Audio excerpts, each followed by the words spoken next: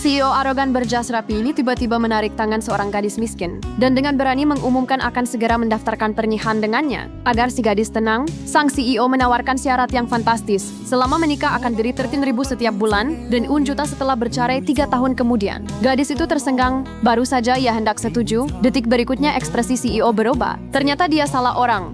Gadis itu dengan canggung menjelaskan bahwa ia sudah punya pacar yang akan segera datang saat keduanya hendak berpisah. Sang CEO menerima telepon darurat dari asistennya. Proyek energi konvensional milik grupnya sedang diserang oleh modal asing dan merugi puluhan miliar hanya dalam setengah jam. Jika tidak segera dijual murah dalam waktu 5 menit, seluruh rahasia akan hancur. CEO itu panik seperti kasing kepanasan dan segera memberi perintah untuk menjualnya.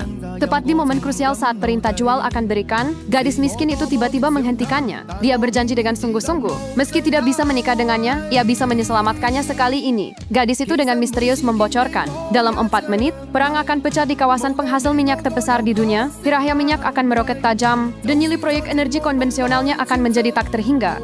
CEO itu sama sekali tidak percaya dan menggejeknya hanya membual, karena hal ini bahkan tidak bisa diprediksi oleh para elit top sekalipun. Gadis itu tidak membuang waktu, hanya meninggalkan satu kalimat, cuma beberapa menit, gangan menyesal, lalu berbalik pergi. Meski setengah tak percaya, demi pertaruhan puluhan miliar ini, CEO itu akhirnya mengertakkan gigi dan memutuskan untuk menunggu beberapa menit lagi.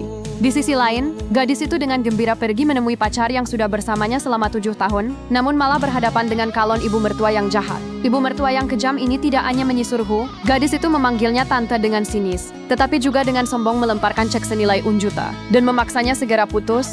Sang ibu mertua dengan bangga memamerkan bahwa putranya telah direkrut oleh grup peransia nomor 1 di Haicheng, dan malam ini akan menghadiri jamuan makan malam elit bersama para petinggi. Ia menggejek gadis itu hanya segaya buruh miskin tak berpendidikan yang sama sekali tidak pantas untuk putranya yang sukses. Gadis itu tertawa sinis, ia memberitahu si ibu mertua dengan dingin. Putranya bisa masuk ke grup nomor 1 itu, sepenuhnya adalah hasil pengaturannya.